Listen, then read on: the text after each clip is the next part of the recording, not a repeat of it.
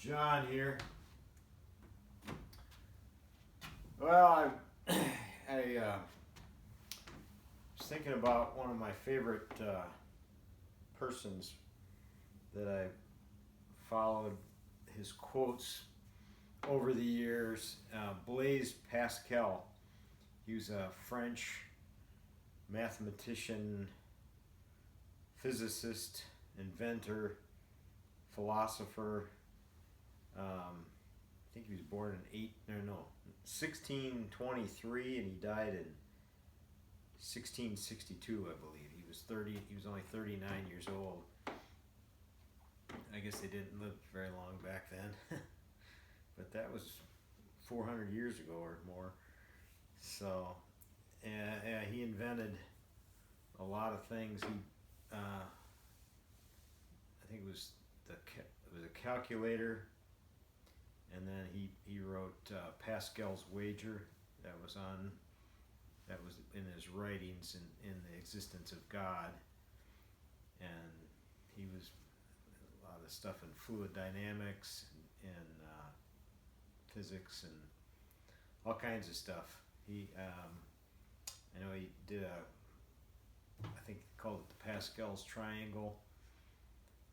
A lot of stuff. He did a lot of stuff in those 39 years, I have to say.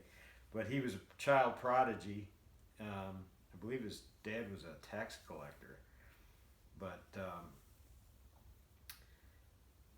yeah, the way he would think about things. I don't know. I'm no child prodigy, but I kind of think we must have. He didn't probably walk on a treadmill and think. Or in a kayak, but he definitely spent a lot of time thinking. I can tell by his quotes. One of my favorites was a trifle distresses us, and a trifle consoles us. And a lot of his quotes are like that. They're very few words, but they're very deep. But it just makes me think of today. You know, the times are violent. The times were violent in France in the 1600s,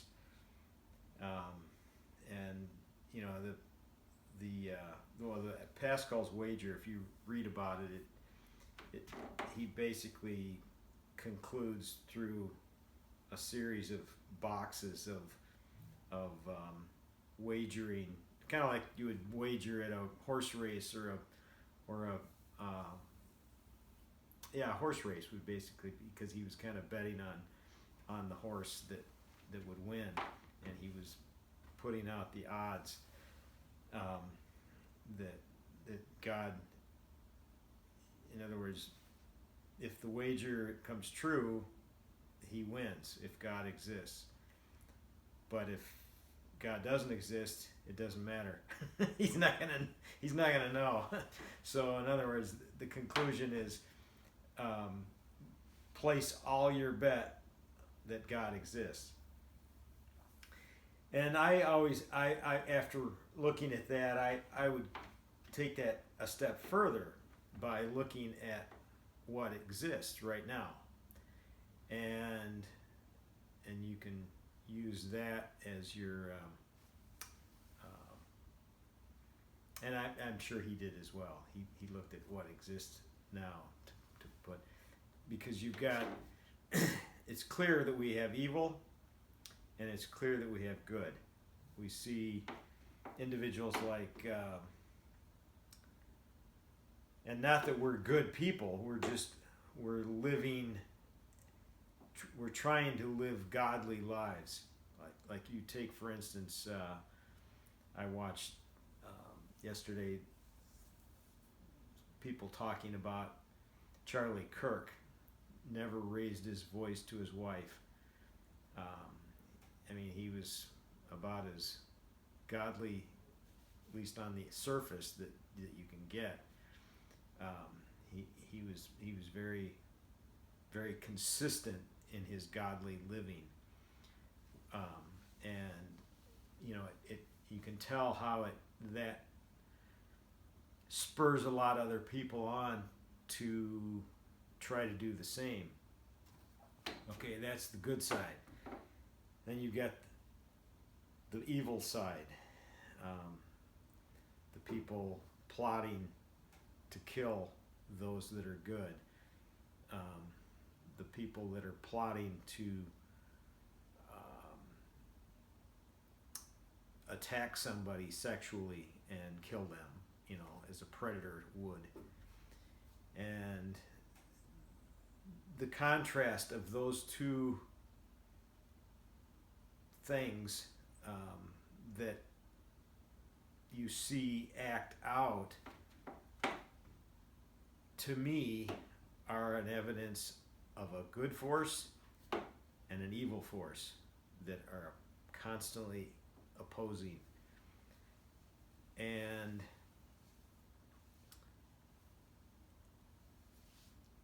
they had to come from somewhere. I mean, if you've got nothing, you should have nothing. But we have something, and it's acting out its goodness, and it's acting out its evilness. So it's like wind. I mean, the person that says, I don't believe in wind because I can't see it.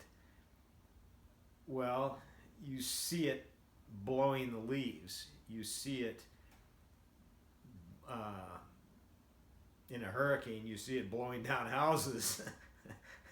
I mean, so even though you can't see the actual wind, you can see what it's doing. And that's the same with the good force and the evil force. So, on that, Kayaking John's wager would be, I don't want to go where that evil comes from. I don't want to end up, and I don't want to be around that on this earth. And then, even more so when I die, that just, oh man, that is the most frightening thing that you could ever encounter, and that's to spend eternal eternity in an evil, the source of that evil that's put on this earth.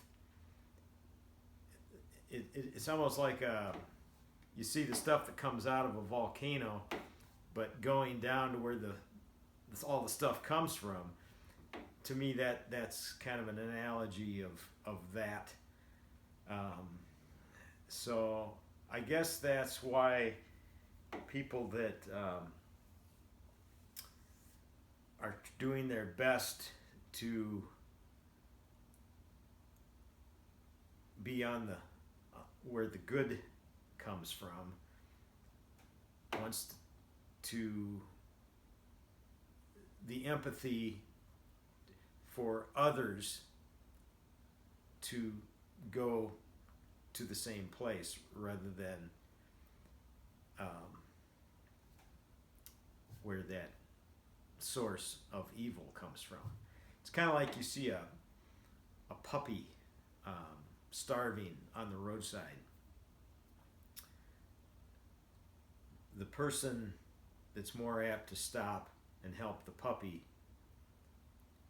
is the person that's living their life from the source of the good,